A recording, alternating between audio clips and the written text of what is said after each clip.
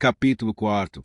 A residência de Colin se provou ser o último lugar em que eu pensaria ser provável que ele estivesse em uma das ruas elegantes, respeitáveis e antiquadas de Bloomsbury. Era provável que ele se sentisse mais disfarçado ali do que em regiões sob menos inspeção pública e onde conhecidos poderiam encontrá-lo mais rapidamente. Desci rápido da carruagem para ajudar o Sr. Campbell a desembarcar do táxi, e ele segurou meu braço com força, um tanto confuso. Sim, quero seu braço. Estou um pouco trêmulo esta manhã. Não me deixe, Charley. Aí disse ele. Pai, é o Sr. Temple, disse. Charlotte. Ele me olhou com olhos opacos e um meio sorriso. Ah, de certo é o Sr. Temple. Esqueça, ele também me ajudará.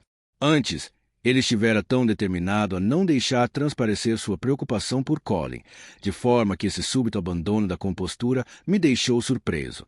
Troquei um olhar com Charlotte por sobre o ombro dele. O senhor virá, como ele deseja, disse ela. Eu não podia culpá-la por querer minha presença, mas senti pelo peso da mão do velho no meu braço que eu era necessário, e não falei mais nada. Era evidente que a visão da carruagem e do grupo, chegando, agitou a casa. A porta foi aberta por uma jovem, vestida demais para ser uma serviçal e a filha da senhoria. Sem dúvidas, que veio com a intenção distinta de não deixar ninguém entrar. Sim, o Sr. Campbell morava ali, disse ela, mas ele não estava bem. Estava confinado em seu quarto. Ela disse que era provável que o rapaz ainda estivesse na cama. Tinha deixado ordem de não ser incomodado. Ele nos receberá, disse Charlotte. Deixe-nos passar, por gentileza, e me mostre o quarto de meu irmão. A jovem deu um gritinho. Não posso deixá-los entrar. Eu não ouso. O que todos dirão para mim? O que está acontecendo aqui? Disse o velho, abrindo caminho. De fato, ele me empurrou como se eu fosse um instrumento para abrir o caminho. Assim, subiu os degraus e avançou para a porta, com a moça se afastando. Isso me fez entrar no primeiro cômodo, uma sala bagunçada. Entre e diga a Colin que estou aqui. Ordenou para a filha. Estou dizendo. O Sr. Campbell não pode recebê-los. Ele está de cama, exclamou a garota, fechando a porta atrás de si e ficando com as costas contra ela, evidentemente assustada demais para saber o que fazer. O cômodo tinha um bom tamanho, embora estivesse completamente bagunçado, mal mobiliado e desbotado. Portas dobráveis, que estavam fechadas, levavam a outro cômodo nos fundos. Por fim, uma dessas foi aberta e entrou outra jovem, um pouco mais velha do que a primeira, e ainda mais bem vestida, de um modo elaborado, a qual se aproximou de nós com impetuosidade súbita, fechando a porta com cuidado atrás de si. Eu gostaria de saber quem está fazendo toda essa algazarra. Tem uma pessoa doente na casa, disse ela. Eu sou a senhora Campbell, caso tenham algo a me dizer. Ela balançou a cabeça com um ar determinado, confrontando a sorta Campbell como se fosse sua antagonista natural. Charlotte suspirou baixo. Ela se colocou diante do pai, como se para defendê-lo do encontro inesperado.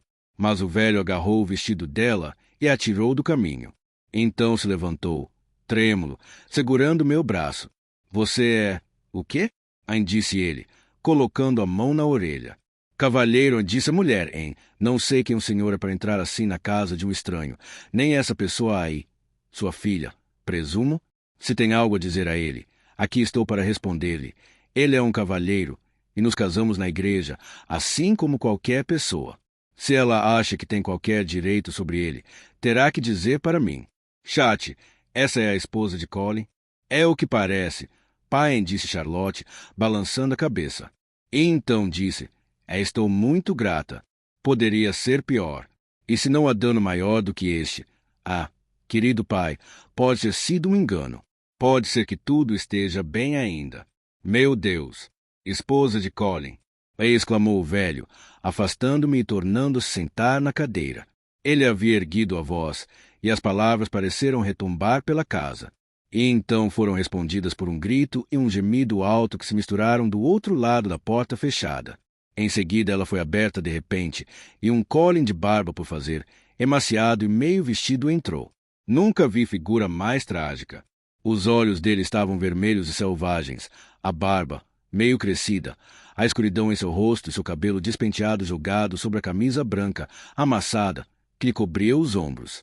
Ele olhou ao redor, absorvendo tudo, não apenas o súbito aparecimento do pai e da irmã, e a aparência de morte do velho, que nenhum de nós percebeu naquele momento, mas também o contraste entre Charlotte, ali parada, e a mulher, que imediatamente começou a gritar quando ele apareceu e tentou forçá-lo a voltar para dentro. Nunca duvidei que a cena atingiu o coração do homem meio enlouquecido e virou a balança de imediato.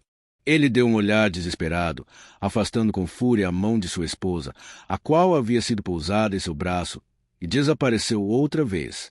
No momento seguinte, o disparo alto de uma pistola foi ouvido, perto, como se cada um de nós tivesse tomado um tiro. Isso, eu sei, foi o que senti. Ao mesmo tempo, soou uma queda alta no cômodo ao lado e um gemido o primeiro e o último. Seria tolice tentar explicar a cena que se seguiu. A mulher que se chamara de Senhora Campbell abriu as portas com força e correu para o cômodo atrás delas. Ele estava caído debaixo de uma mesa que fora arrastada até a lateral de um sofá-cama. Havia acabado de se levantar. Era evidente pela massa de cobertores caída no chão. Uma xícara de chá e o que sobrara da comida estavam na mesa, a uma distância alcançável da cama. Ele estivera tomando café da manhã quando a terrível interrupção começou. Ao lado do prato, várias cartas, algumas delas abertas. Um estojo aberto estava na mesa, com uma pistola dentro. Ele ainda estava caído no chão, com fumaça escapando da boca. Seguia a mulher, que se atirou ao lado dele no chão e fez a casa estremecer com gritos. Eu não tinha qualquer conhecimento do assunto, mas tinha certa experiência e havia visto ferimentos e acidentes. Só de olhar, eu soube que o médico, o qual imediatamente corri para buscar, seria inútil. O tiro fora mortal, mas os vivos precisariam de cuidados, caso não os mortos. Por sorte, encontrei o médico dali a poucas portas, ainda em casa, cuidando de pobres pacientes reunidos diante da porta. Ele me seguiu de imediato. Contei a ele com o máximo de detalhes que pude enquanto corríamos de uma casa a outra. Quando chegamos na cena da tragédia, vi que a mesa fora afastada, o cômodo aberto, e que o ar matutino da janela aberta soprava a cabeça pesada como mármore que Charlotte, sentada ao chão, apoiava em seu colo. Mas ninguém, nem mesmo o novato mais inexperiente, teria sido enganado por aquela expressão. Colin estava longe da calorosa agitação daquele dia alegre, como se já estivesse morto havia um século, para nunca mais ser chamado a assumir seus erros ou a fugir do olhar de seu pai zangado. Sua esposa estava ali, chorando e repreendendo ao mesmo tempo. Ah, vocês vieram até aqui para enlouquecê-lo? Engritou ela. Ele estava melhorando. E daí que ele perdeu dinheiro? Ainda havia muito. Teríamos ido ao exterior. Como ele disse, teríamos seguido em frente. Não é muito o que eu e ele queríamos. Vocês vieram aqui para enlouquecê-lo de vez? Ele disse que eu não deveria falar com vocês. Ah, Cable, você não está me ouvindo chorar? É apenas um desmaio. Sei que é apenas um desmaio. Se vocês tivessem partido e deixado que ele ficasse quietinho comigo, ele teria se recuperado. O médico abriu a camisa do rapaz, na qual havia pouco sangue, embora estivesse escurecida pela fumaça da pistola, que parecia ter sido pousada ali. Charlotte, tão parada quanto o corpo que aninhava, estava sentada com o olhar fixado nele, seguindo cada movimento. Depois de uma breve avaliação, o médico pousou a mão gentilmente no braço dela. Se a senhorita me permitir, disse ele, cheio de compaixão, vamos colocá-lo na cama. Ah, então, com ainda mais gentileza, adicionou, você não pode fazer mais nada por ele. Juntos, e com dificuldade, o médico e eu colocamos na cama. A mulher atrás de nós começou a chorar e gritar, com perguntas e reprovações. É um desmaio, doutor. Ah, traga-o de volta, traga-o de volta. De que você serve se não pode fazer isso? É culpa deles, por terem entrado aqui tão de repente, e ele ficou com medo de enfrentá-los. Eles são tão difíceis e cruéis. Ah, doutor, você não vê que é um desmaio? Dê algo a ele. Faça algo para despertá-lo. Tente fazer silêncio, disse o médico, com certa severidade em seu tom. Ele sabia quem ela era, e pensava nela, como era evidente, apenas como a filha da senhoria. A senhora pode tomar o exemplo desta senhorita, que tem muito mais a ver com a situação. Médico algum poderia despertar o pobre rapaz. Recomponha-se, minha boa garota, e leve a senhorita para fora. A jovem deu um grito alto. Quem você está chamando de garota? Aí exclamou ela. Sou a esposa dele. A esposa dele por direito. E ele está apenas desmaiado. Ah, Cable. Cable. Não está me ouvindo? Ah, doutor, pelo amor de Deus, acorde-o. Pobre criatura. Por trás da emoção e do orgulho, também havia sentimentos reais. Ela se lançou aos pés da cama chorando, com gritos altos e histéricos que soaram pela casa. A mãe e a irmã dela apareceram-lhe. Estupefatas pela presença de Charlotte e pelo horror da catástrofe, haviam sido deixadas de lado, mas agora entravam para se lamentarem pelo morto e para ameaçar os vivos. Leve a senhorita embora, disse o médico, voltando-se para mim. Charlotte não se movera. Estava aos pés da cama, o rosto como mármore, sem perceber o barulho e o tumulto ao seu lado. Ela poderia estar completamente sozinha com seu morto, de tão parada que estava, os olhos fixados nele, segurando o lenço com o qual estivera secando a teta morta dele. A situação parecia paralisá-la. Às vezes a boca dela tremia um pouco, mas ela não chorou nem disse nenhuma palavra. Peguei a mão dela e a conduzi para longe, e ela se virou um pouco em minha direção com uma expressão de dar dó. Chegamos tarde demais, disse ela. Venha. Não há nada que a senhorita possa fazer agora. Permita-me levá-la embora. Há outros que precisam da senhorita. E nada que eu possa fazer, disse ela, atordoada, nada que ninguém possa fazer. Tarde demais. Tarde demais. Mas ela não se mexia. Estava em uma região onde os sons de fora não podiam alcançá-la. Talvez, naquele momento, nem sequer fosse dor que sentia, mas um espanto e solenidade que silenciavam cada pensamento. Charlotte, exclamei, emocionado demais para lembrar-me de qualquer regra de etiqueta. Onde está seu pai? Você se esqueceu dele. Para onde ele foi? Seu pai? Eu estava de fato alarmado pela ausência dele. Ela deu um suspiro que parecia vir bem do fundo do coração. Meu pai. E se virou devagar. As portas estavam entreabertas e mostravam apenas uma porção da cadeira na qual o Sr. Campbell havia se colocado, e da qual parecia jamais ter se movido. Um braço frouxo e uma mão descorada se penduravam para fora dela. A cabeça dele, caída sobre o peito, estava meio visível. Por um momento, não pensei em nada além de que ele morrera ali, onde estava sentado, e a visão dele adicionou a última pitada de horror à cena. Ambos mortos, pai e filho, num só golpe. Em um segundo, Charlotte estava ao lado do pai, enquanto eu não fazia nada mais do que me assustar, horrorizado. Ela afrouxou o chale em torno do pescoço dele e mudou a posição da cabeça antes que eu pudesse chegar até lá. Charlotte era toda pensamento, toda energia. Ela que um momento antes também havia sido transformada em mármore.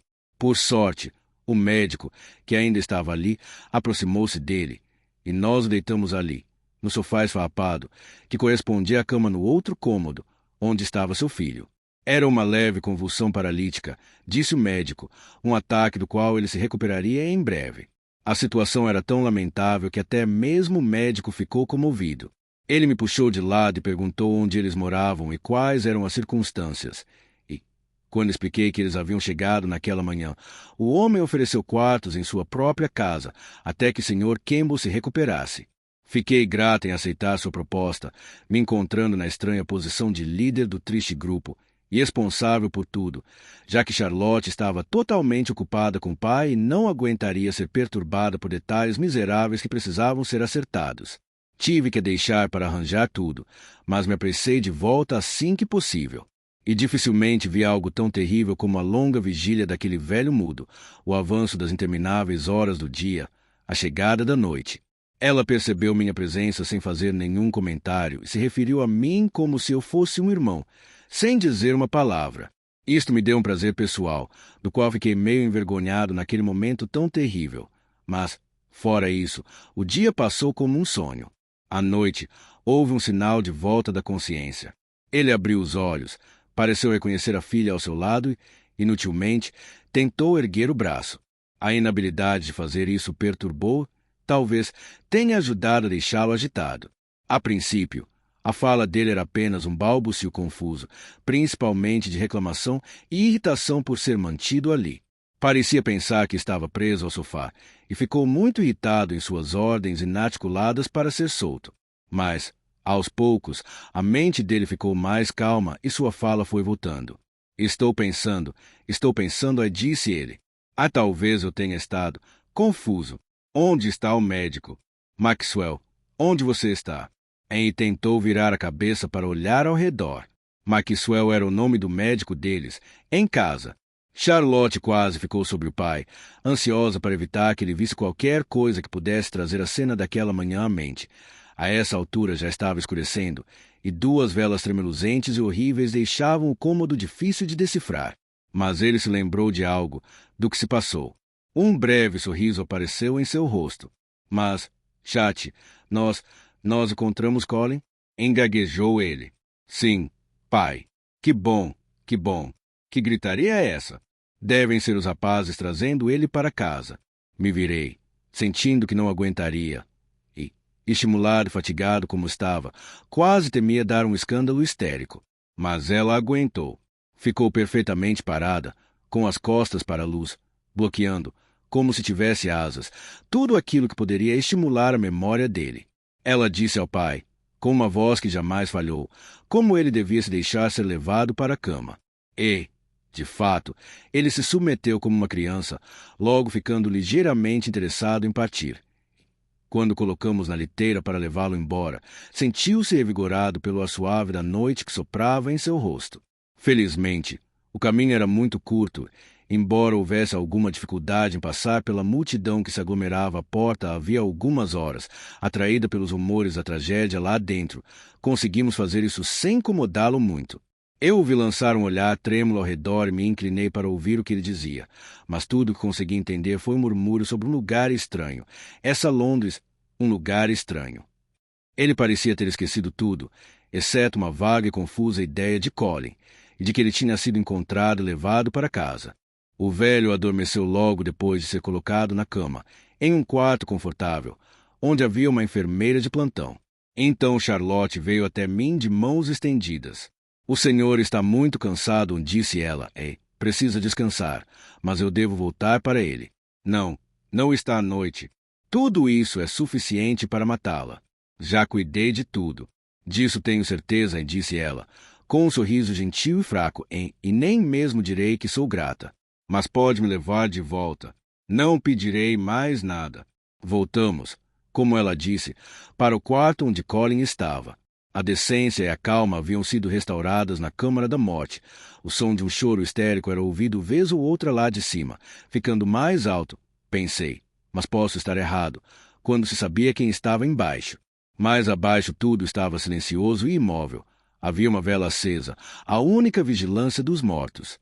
Ergui esta luz fraca para mostrar o rosto dele, enquanto o rapaz jazia ali com todo o vigor da idade adulta, uma figura que parecia feita para resistir a todas as tempestades da vida.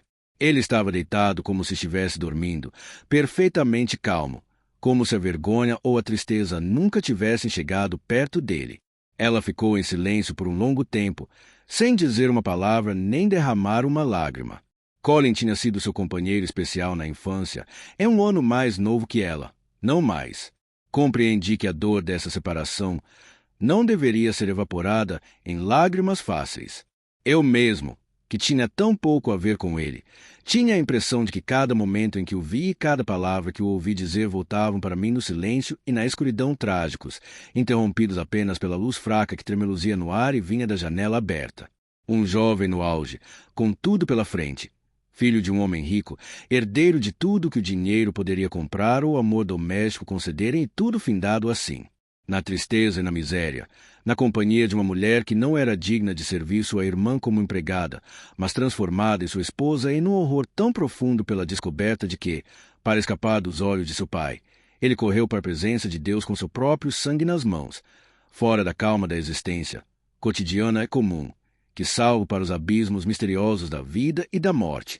Quando Charlotte ficou de joelhos ao lado da cama, não pude suportar mais, e, abaixando a vela, fugi para a sala ao lado, a cena do outro capítulo dessa tragédia, e sentei-me à escuridão para esperar por ela, minha cabeça latejando, todo o meu ser confuso e trêmulo.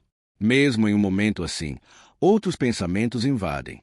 Pode-se imaginar que devo ter sentido, depois de uma união tão maravilhosa dos laços de intimidade, que não havia esperanças que eu não fosse capaz de nutrir.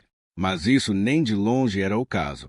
Será que alguma vez me aventurei a imaginar que ela poderia se desvencilhar de todas as mãos que a seguravam, entrar na minha vida e se tornar uma parte de mim? Se fosse assim, eu via agora total sandice do pensamento.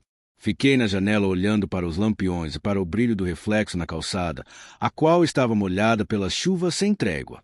Algumas pessoas ainda estavam ao redor de uma casa na qual um homem se matara. A curiosidade que espera a morte, em especial a morte violenta, espiava pela porta, como se algo desse mistério fosse revelado quando ela fosse aberta. De minha parte, senti que não havia novidade em nenhum incidente, mas que isso, e apenas isso, poderia ter acontecido desde o princípio dos tempos. Quando deixamos a funerária, Charlotte se agarrou a mim com um tremor nervoso que era o primeiro sinal de exaustão que demonstrou até então. Mesmo nela, as evidências da fraqueza humana precisavam ser reconhecidas. Seu passo firme cambaleou enquanto descia os degraus, e ela ficou satisfeita em ter meu braço como apoio. Mas a paz dessa cena depois do tumulto da manhã havia cobrado seu preço. Ela começou a falar sobre Colin. Ele era meu irmão, disse ela. O senhor sabia que uma família grande se divide em pares. A irmã de Charlotte também morreu, e desde então ele tem estado amistoso comigo, mas sempre foi Colin e Chat e Colin. Vocês dois se confortarão, eu falei. Charlotte é um bom rapaz. Ele é bom, e Colin sempre foi um problema, mas ele não é Colin. Senhor Temple, se nosso menino tivesse morrido pelas mãos de Deus, e não pelas próprias, ela se interrompeu e estremeceu, a voz morrendo na garganta. Eu quase estaria feliz, adicionou depois, com súbita energia. Ele e a vida dele jamais estiveram em harmonia. Senti todo o corpo dela tremer com um longo suspiro de uma tristeza que estava além das lágrimas. Então não era apenas o casamento dele? O senhor pensa tão pouco de nós? Aí exclamou ela. Teríamos feito melhor que pudéssemos com isso. Não há nada que eu não pudesse fazer. A esposa de Colin teria sido sagrada, e desde que o amasse. Então ela se interrompeu. Depois. O senhor ficará sabendo. Conheço nosso nome. Nossa honra estava em xeque. Quando o senhor souber, não o julgue, senhor Temple. Se ele fez algo errado, já pagou por isso. Sempre é o dobro na infelicidade e na dor. E agora ele está nas mãos de Deus. Depois disso, ficamos em silêncio. Caminhamos bem devagar, porque ela estava exausta, e eu teria ficado feliz se cada metro fosse 1 quilômetro, pois parecia que Charlotte jamais seria tão minha.